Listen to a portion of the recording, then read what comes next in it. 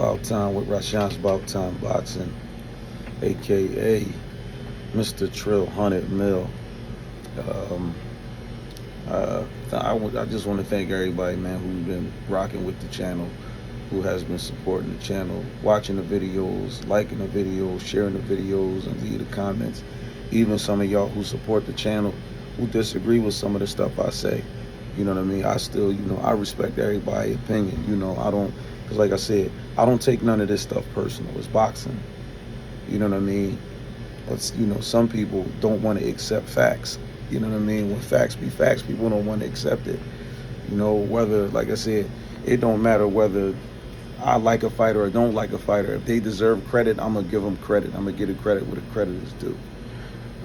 If you have not already subscribed to the channel, please hit that subscribe button. Encourage others to subscribe to the channel.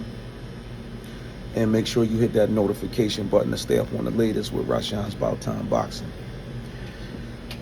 All right, so we're going to get straight to it, man. This whole, it's all over social media. You see Brian Norman Sr. and I really don't want to say the son, but, he riding with his dad, as he should.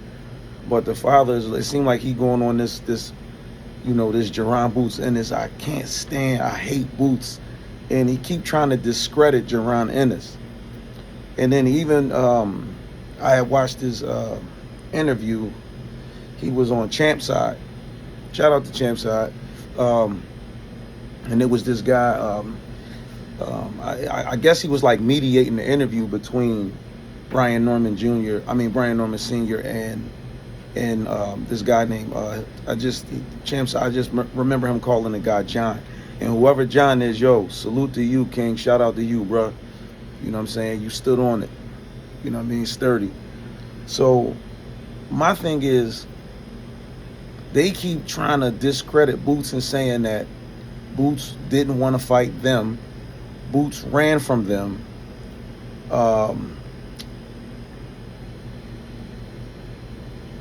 He's saying that what happened in sparring didn't happen. Shout out to Aaron Peterson too. Aaron Peterson, aka JYD. Listen, y'all follow him on Instagram. JYD, follow his pro career. I think he 12-0 with 11 knockouts. He coming through too. So, Terrible Joan. Support him too.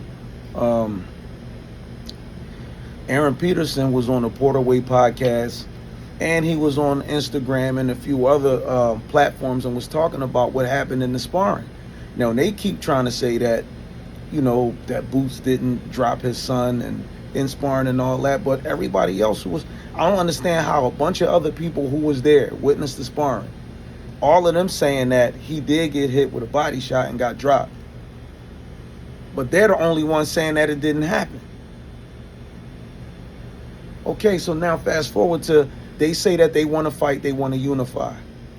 They say Boots is scared of them. Boots know, Jaron Ennis know what we going to do to him. He's scared of us. He don't want to fight us. Okay, they make him one offer, they turn it down. Make him another offer, they turn it down. Then they offer him more money than he made combined, in his pro career up to date, which was the 1.7 or 1.75. And Brian Norman Jr. keeps saying everything keep going back to the 1.5. The 1.7. Everybody keep talking about the 1.7. But so all of a sudden, he's the only one that really knows the business of boxing. But the people who actually put these fights together and do all these things don't know nothing. So he know more than everybody else when it comes to the business, in the business in the sport of boxing. He knows more than everybody else. Now, most people I know, okay, and the only reason they took that fight with Jin Sasaki was because whatever Turkey Al-Sheikh offered them, but, which wasn't more than the 1.7 that they got offered. And we're not even going to talk about before Boots announced he was going up to 154. They went back to them right before I think they were scheduled to leave to go to Japan, or while they were there or something like that, something to that effect. They got a phone call and said, look, we're going to try to make this fight happen. We'll give y'all the $2 million. Y'all said y'all wanted $2 million, we give y'all the $2 million. And this is going to be Boots' last fight at 47 before he go up. they said, nah, we just trying to focus on what's in front of us. We just trying to focus on this fight. All they had to say was, all right, cool, we'll take it. So after this fight, we'll get ready for that. But they didn't do it. They turned it down again. So they not only did they turn down the 1.7 or 1.75, but they turned down the 2 million too.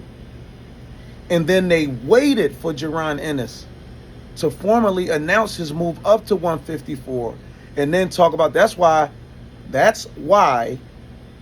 now peep it. I'm telling you, y'all can check it. This is why after he knocked out Jin Sasaki, who was a lightweight, super lightweight, and then welterweight.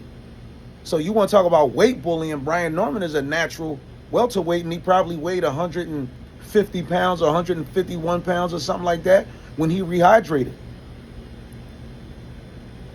And it was because they got that phone call asking, before Boots go up to 154, do y'all want to take this fight?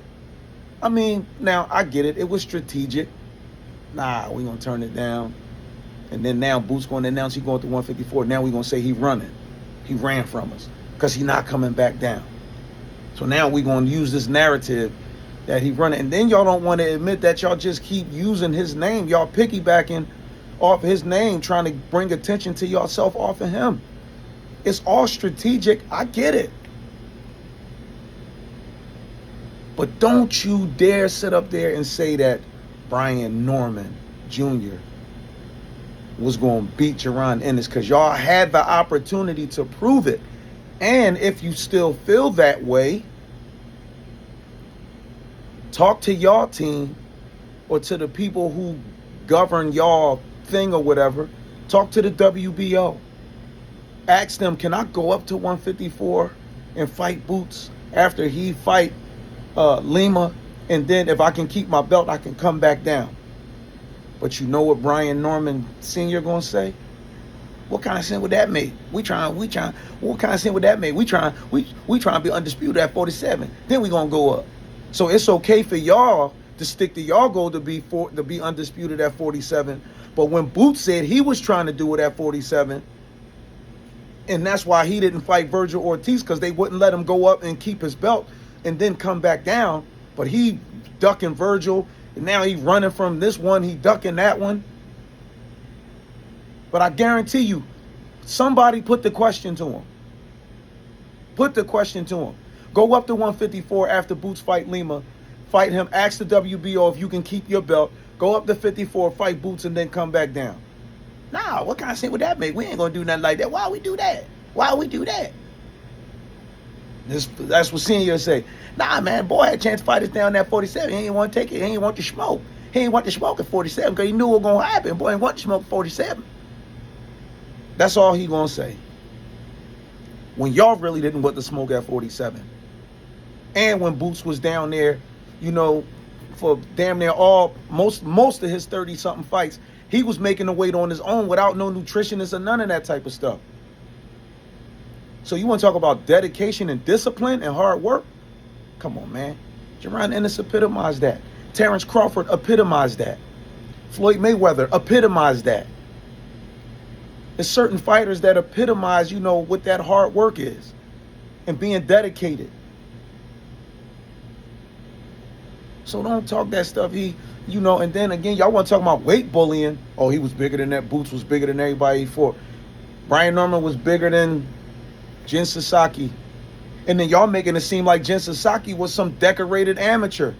Like he was some top 5 or 10 threat. No disrespect to Jin Sasaki. No disrespect to no fighter that step in that ring. Because it takes hard work for any fighter that steps into that ring.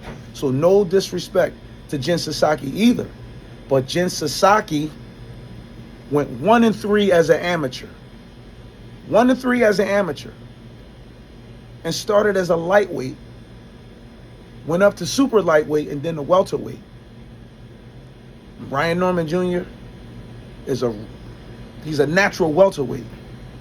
And so y'all go over to Japan, make less money, knock him out, and then say Boots is running from y'all, and y'all brag about that and say he don't want the smoke when y'all turn down the 1.7 or 1.75 and the 2 million that y'all turned down. But y'all don't want to talk about that, but his father's supposed to know the ins and out and everything else, and nobody else can do no research and nobody else knows anything but him. So I'm going to leave this video at that, and just stay tuned for the next one, because we're going to continue this.